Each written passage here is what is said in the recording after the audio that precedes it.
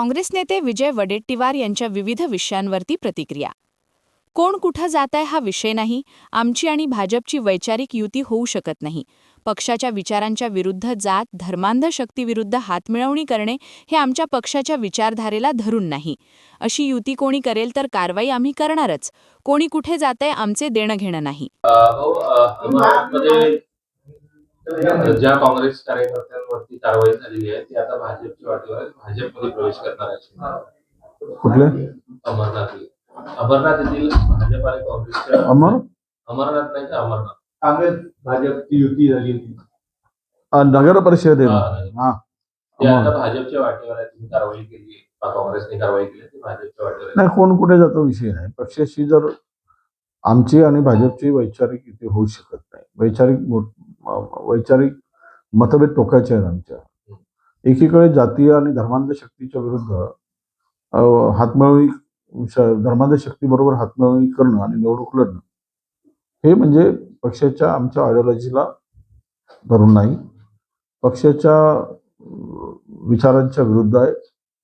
कधीही सूर्य इकडचा तिकडे जाईल, पण भारतीय जनता पक्षाबरोबर काँग्रेसची युती होणं शक्य नाही. आणि जर केली असेल तर त्याच्यावर कारवाई आम्ही करणारच.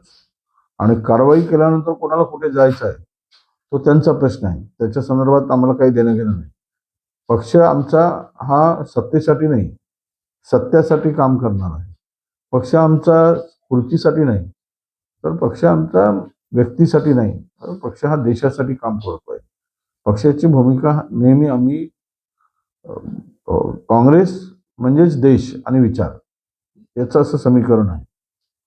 आणि त्यामुळं निवडणुका जिंकण्याची हौस असणाऱ्यांना वाटेल ते करण्याचा अधिकार नाही. आणि वाटेल ते अनैतिक आघाडी किंवा युती करून पक्षाच्या विचारधारेला तिलांजली देत असतील तर त्यांच्याशी आमचं काही देणं घेणं राहत नाही. ते कोणाकडे जावं, कुठे जावं हा त्यांचा प्रश्न आहे.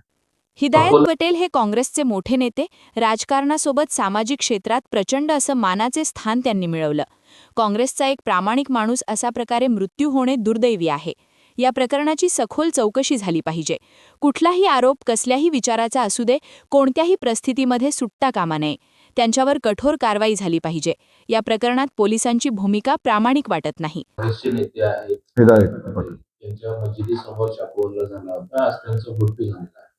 नाही, फार दुःखद घटना आहे. हिदायत पटेल एक मोठे नेते होते काँग्रेसचे आणि लोकसभा लढवली त्यांनी.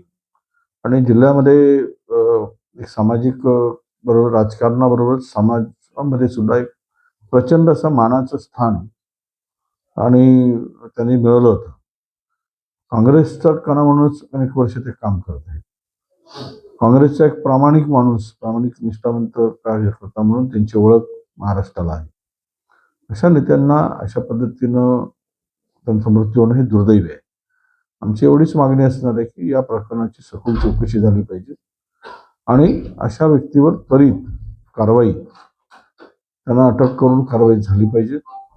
कुठलाही आरोपी कुठल्याही विचाराचा कसाही असू दे, कोणत्याही परिस्थितीमध्ये सुटता कामा नये आणि त्याला वाचवण्याचा प्रयत्न सुद्धा आम्ही खपून घेणार नाही. ज्यामध्ये काही वृत्तपत्रामधून थोडंसं आमच्याकडे सोशल मीडियातून बातमी आली, त्याला वेगळ्या पद्धतीनं ते वळण देऊन त्यांच्या मृत्यू किंवा त्यांचा खून करणाऱ्यांना त्यातून बाजूला तर सारायचा प्रयत्न चाललेला आहे का अशी शंका आम्हाला आहे. कारण ज्यांची नावं आता आमच्या पुढे येत आहेत त्यातून पोलिसांची भूमिकाच आम्हाला आता प्रामाणिक वाटत नाही. अशा प्रकारची स्थिती आहे. संविधानानुसार मत मागण्याचा अधिकार आहे, मात्र धर्माच्या नावाने लोकांना दिशाभूल करून मत मागण्याचा अधिकार नाही. भारतीय जनता पक्षाचे गीत धार्मिक ध्रुवीकरण करणारे आहे, जातीय सलोखा बिघडविणारे आहे. मत मिळवण्यासाठी कुठलाही नीचपणा हे करू शकतात असा त्याचा अर्थ आहे.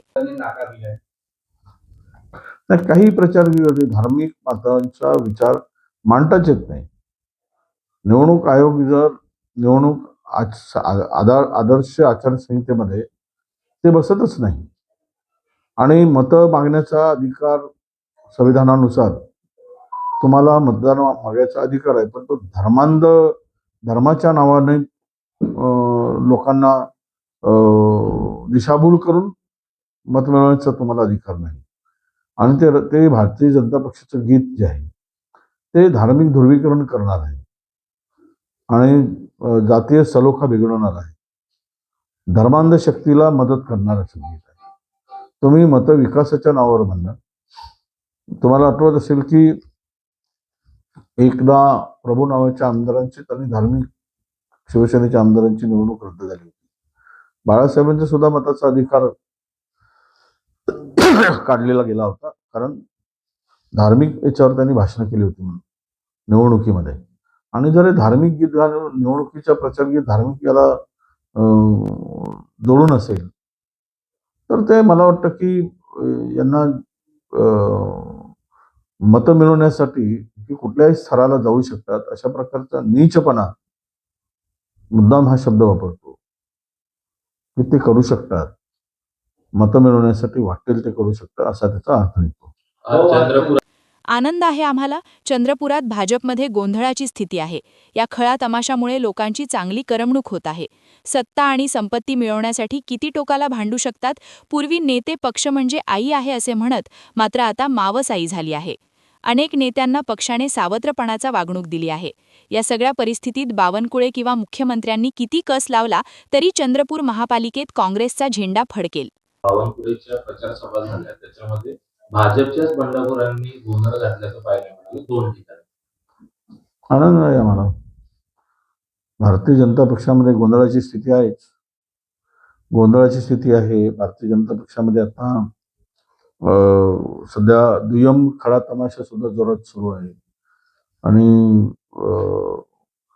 त्या खळा तमाशामध्ये करमणूक चांगली सुरू आहे लोकांची आणि ती करमणूक आता टोकालाच चाललेली आहे. सध्या भारतीय जनता पक्ष म्हणजे आता या चंद्रपूर जिल्ह्यामध्ये सत्तेसाठी किती हपापलेला पक्ष आहे, सत्ता आणि संपत्ती मिळवण्यासाठी हे किती टोकाला जाऊन भांडू शकतात हे आता दिसायला लागलं आहे. आता पूर्वी नेते म्हणायचे पक्ष म्हणजे माझी आई आहे. आता कोणाला पक्ष म्हणजे मावस चुलत आई झाली का कुठला मावस आई झाली आणि कोणाला तर वाटते की ही सावत्र आई आहे आणि हे काही आता आम्हाला दूध पाजणार नाही, अशी अनेकांची भूमिका आता दिसते आहे. त्यामुळं त्यांची भूमिका आता अनेक नेत्यांची पक्षाबरोबर आणि पक्षांनी सुद्धा त्यांना सावत्रपणाची वागणूक दिलेली आहे. ते म्हणून या सगळ्या परिस्थितीत चंद्रपुरातलं राजकारण बावनकुळेंनी कितीही कस लावला, कितीही ताकद लावली, मुख्यमंत्र्यांनी कितीही इकडे सभा घेतल्या तरी या चंद्रपूर महानगरपालिकेवर काँग्रेसचा झेंडा फडकेल. भाजपच्या या सगळ्या प्रवृत्तीला, भ्रष्टाचाराला जनता वाईट लागली आहे. चंद्रपुरामध्ये अंडरग्राऊंड ड्रेनेजचं काम झालं, त्यामध्ये सर्व पैसा इन्फ्रास्ट्रक्चरवर खर्च केला. ज्या पाईपलाईन झाल्या टाकल्या गेले त्या घराघराशी जोडल्याच नाही. मग पाणी कुठून येणार? आपला घाण पाणी वाहून कसं जाईल? एकही घराशी एकही पाईपला जोडणीचं काम केलं नाही. म्हणजे शहर खोदून पाणी पाईपलाईन टाकून त्यातून 10% कमिशन खाण्याचं पाप 50 कोटी 500 कोटीच्या योजनेतून 50 कोटी रुपये कमवले. एवढा मोठा भ्रष्टाचार भारतीय जनता पक्षाने शहरामध्ये केला. अमृत योजनेचे पूर्ण 12 वाजवले. अमृत योजनेमधून हा शहराला थेंबर पाणी काही भारतात मिळत नाही, इतका मोठा निधी खर्च करून. हे सगळा हिशोब भारतीय जनता पक्षाला द्यावा लागेल आणि ते आम्ही मागू. आणि जनतेची जर करमणूक होत आहे भारतीय जनता पक्षाच्या त्यांच्या स्टेटमेंटमुळे तर आम्हाला नक्की आनंद आहे. अशीच करमणूक करत राहा असा त्यांचा सल्ला आहे. मुख्यमंत्री फडणवीस यांनी प्रचारसभेत भाजप झेंडा फडकवा असे आवाहन केले होते. त्यातच दलाल आणि भ्रष्टाचारांची सरकार आणू नका असे म्हटले होते.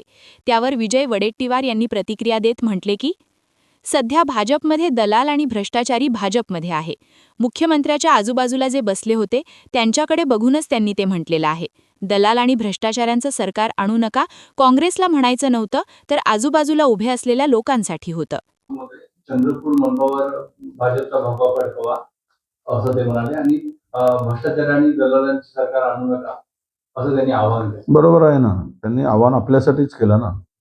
सध्या दलाल आणि भ्रष्टाचारी भाजपमध्ये आहेत, त्यामुळं आजूबाजूला बघून त्यांनी मुख्यमंत्र्यांनी उत्तर जे आजूला आणि बाजूला जे बसले होते त्यांच्या उभे होते त्यांच्याकडे बघून त्यांनी ते म्हटलेलं आहे की दलाल आणि भ्रष्टाचाऱ्यांचं सरकार आणू नका. ते काँग्रेसला नव्हतं म्हणायचं, तर आजूबाजूला उभं असणाऱ्या लोकांसाठी ते त्यांचं वाक्य होतं आणि ते सत्य बोलले असा त्याचा अर्थ होता.